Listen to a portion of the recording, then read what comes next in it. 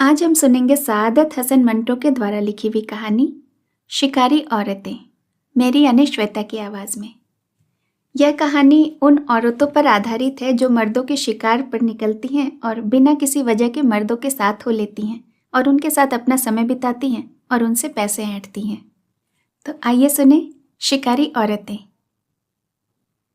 मैं आज आपको चंद शिकारी औरतों के किस्से सुनाऊंगा। मेरा ख्याल है कि आपको भी उनसे कभी वास्ता पड़ा होगा। मैं बम्बई में था। फिल्मिस्तान से आमतौर पर बर्की ट्रेन से 6 बजे घर पहुंच जाया करता था, लेकिन उस रोज मुझे देर हो गई, इसलिए कि शिकारी की कहानी पर बहसो मुबाहिसा होता रहा। मैं जब बम्बई सेंट्रल से स्टेशन पर उतरा तो मैंने एक लड़की को देखा जो 3rd क्लास कंपार्टमेंट से बाहर निकली। उसका रंग सांवला था, नाक नक्श ठीक था, पर उसकी चाल बड़ी अनोखी सी थी। ऐसा लगता था कि वो फिल्म का मंजरनामा लिख रही है। मैं स्टेशन से बाहर आया और पोल पर विक्टोरिया गाड़ी का इंतजार करने लगा।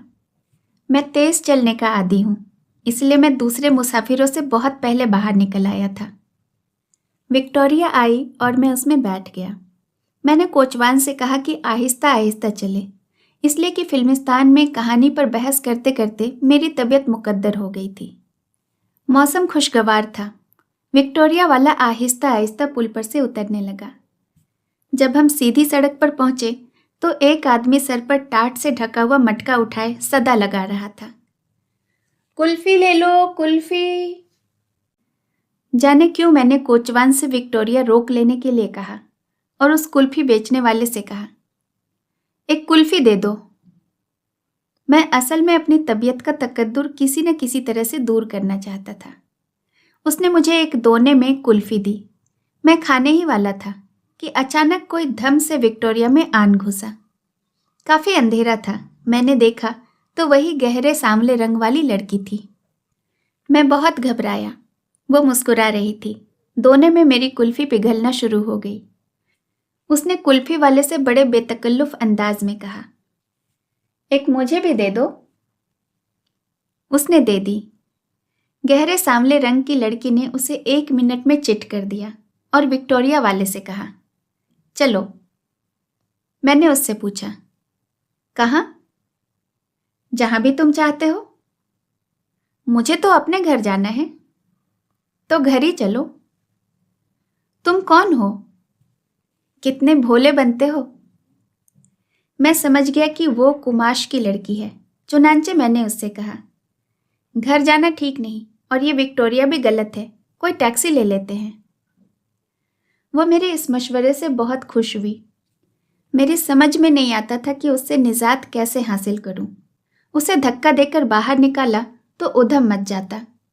मैंने ये सोचा कि औरत जात है, इससे फायदा उठाकर कहीं वो ये बवाल न मचा दे कि मैंने इसका नाजायज फायदा उठाना चाहा।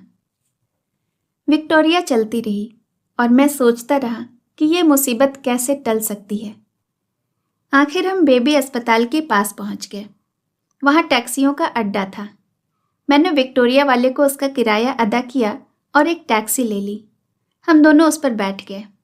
ड्राइवर ने पूछा, किधर जाना है साहब? मैं अगली सीट पर बैठा था। थोड़ी देर सोचने के बाद मैंने उससे जेरे लब कहा, मुझे कहीं नहीं जाना, ये लो 10 रुपए, इस लड़की को तुम जहां भी ले जाना चाहो ले जाओ। वो खुश हो गया। दूसरे मोड़ पर उसने गाड़ी ठहराई और मुझसे कहा, साहब आपको सिगरेट लेने थे, इस ईरानी होटल में सस्ते मिल जाएंगे। मैं फौरन दरवाजा खोलकर बाहर निकला। गहरे रंग की लड़की ने कहा, 2 पैकेट लाना। ड्राइवर उससे मुखातिब हुआ, 3 ले आएंगे।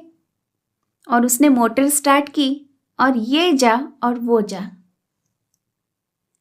बंबई ही का वाकया है। मैं अपने फ्लैट में अकेला बैठा था। मेरी बीवी शॉपिंग के लिए गई हुई थी और एक घाटन जो बड़े तीखे नक्शों वाली थी बेधड़क अंदर चली आई। मैंने सोचा शायद नौकरी की तलाश में आई है, मगर वो आते ही कुर्सी पर बैठ गई। मेरे सिगरेट केस से एक सिगरेट निकाला और उसे सुलगाकर मुस्कुराने लगी। मैंने इससे पूछा, तुम कौन हो? तुम मुझे पहचानते नहीं? मैंने आज तुम्हें पहली दफा देखा है। साला झूठ मत बोलो, रोज तो देखता है। मैं बड़ी उलझन में गिरफ्तार हो गया, लेकिन थोड़ी देर के बाद ही मेरा नौकर फजलुद्दीन आ गया। उसने उस तीखे नक्शों वाली घाटन को अपनी तहवील में ले लिया। यह वाकया लाहौर का है।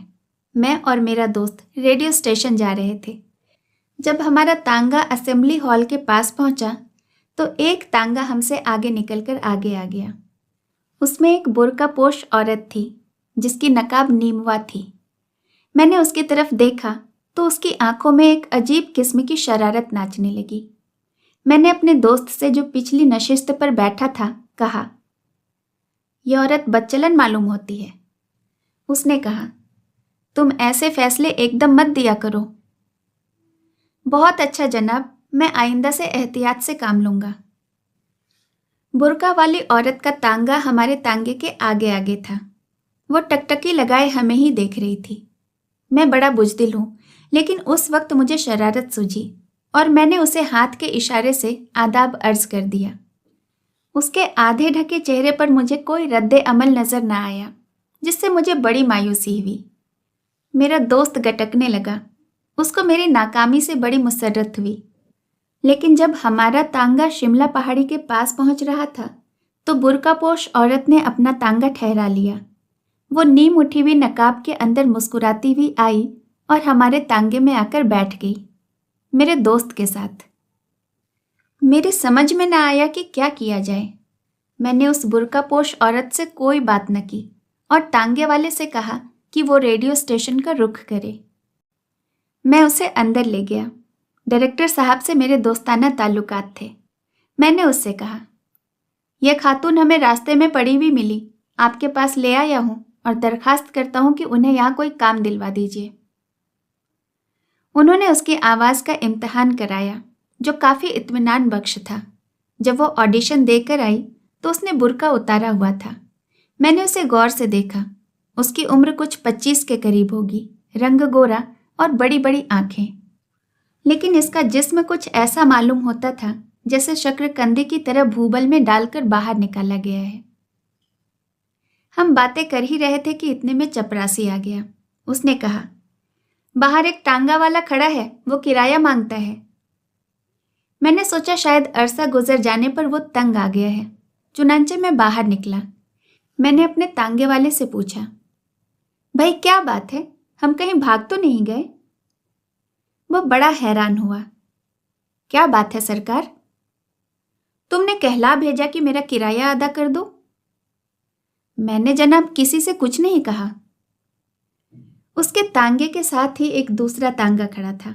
उसका कोचवान जो घोड़े को घास खिला रहा था मेरे पास आकर कहा, वो औरत जो आपके साथ गई थी वो कहाँ है? अंदर है। क्यों? जी उसने 2 घंटे मेरे खराब कर दिए। कभी इधर जाती है कभी उधर। मैं तो समझता हूं कि उसको मालूम ही नहीं कि कहाँ जाना है। अब तुम क्या चाहते हो? जी अपना किराया चाहता हूं। मैं अभी उसे लेकर आता हूं। मैं अंदर गया। उस बुर्कापोश औरत से जो अपना बुर्का उतार चुकी थी कहा, तुम्हारा तांगे वाला किराया मांगता है। वो मुस्कुराई, मैं दे दूंगी। मैंने उसका पर्स जो सोफे पर पड़ा था उठाया, उसको खोला, मगर उसमें 1 पैसा भी नहीं था। बस चंद टिकटें थीं, 2 बालों की पिनें और एक वाहियात किस्म की लिपस्टिक। मैंने वहां डायरेक्टर के दफ्तर में उससे कुछ कहना मुनासिब न समझा। उससे रुखसत तलब की, बाहर आकर उसके तांगे वाले को 2 घंटे का किराया अदा किया और उस औरत को अपने दोस्त की मौजूदगी में कहा, तुम्हें इतना तो ख्याल होना चाहिए कि तुमने तांगा लिया है और तुम्हारे पास 1 कौड़ी भी नहीं। वो खिसियानी हो गई। मैं? आप बड़े अच्छे आदमी हैं। मैं बहुत बुरा हूं, तुम बड़ी अच्छी हो। कल से रेडियो स्टेशन आना शुरू कर दो, तुम्हारी आमदनी की सूरत पैदा हो जाएगी और ये जो बकवास तुमने शुरू कर रखी है ना, इसे तर्क करो। मैंने उसे मजंग के पास छोड़ दिया। मेरा दोस्त वापस चल दिया। इत्तफाकन मुझे एक काम से वहां जाना पड़ा। मैंने देखा कि मेरा दोस्त और वो औरत इकट्ठे जा रहे थे। यह भी लाहौर का ही वाकया है। चंद रोज हुए मैंने अपने दोस्त को मजबूर किया कि वो मुझे 10 रुपये दे। उस दिन बैंक बंद थे। उसने माजूर का इजहार किया, लेकिन जब मैंने इस पर जोर दिया कि वो किसी न किसी तरह से ये 10 रुपये पैदा करे, इसीलिए कि मुझे अपनी एक इल्लत पूरी करनी है जिससे तुम बखूबी वाकिफ हो, तो उसने कहा, अच्छा मेरा एक दोस्त है, वो गालिबन इस वक्त कॉफ़ी हाउस में ही होगा, वहाँ चलते हैं, उम्मीद है काम बन जाएगा। हम दोनों तांगे में बैठकर कॉफ़ी हाउस पहुँचे। माल रोड पर बड़े डाकखाने के करीब एक तांगा जा रहा था। उसमें एक निस्वारी रंग का बुर्का पहने एक औरत बैठी थी। उसकी नकाब पूरी की पूरी उठी हुई थी। वो तांगे वाले से बड़े बेतकल्लुफ़ अंदाज में गुफ्तगू कर रही थी। हमें उसके अल्फाज सुनाई नहीं दिए, लेकिन उसके होठों की जुम्बिश से जो कुछ मालूम होना था वो मालूम हो गया। हम कॉफ़ी हाउस पहुँचे तो उस औरत का तांगा भी वहीं रुक गया। मेरे दोस्त ने अंदर जाकर 10 रुपये का बंदोबस्त किया और बाहर निकला। वो औरत निस्वारी बुर्के में जाने की मुंतजिर थी। हम वापस घर आने लगे तो रास्ते में खरबूजों के ढेर नजर आए। हम दोनों तांगे से उतरकर खरबूजे परखने लगे। हमने बाहम फैसला लिया कि अच्छे नहीं निकलेंगे, क्योंकि उनकी शक्ल सूरत बड़ी बेढंगी थी। जब उठे तो क्या देखते हैं कि वो निस्वारी बुर्का तांगे में बैठा खरबूजे देख रहा है। मैंने अपने दोस्त से कहा, खरबूजा खरबूजे को देखकर रंग पकड़ता है, आपने अभी तक ये निस्वारी रंग नहीं पकड़ा? उसने कहा, हटाओ जी, ये सब बकवास है। हम वहां से उठकर तांगे में बैठे। मेरे दोस्त को करीब ही एक केमिस्ट के यहाँ जाना था। वहां 10 मिनट लगे।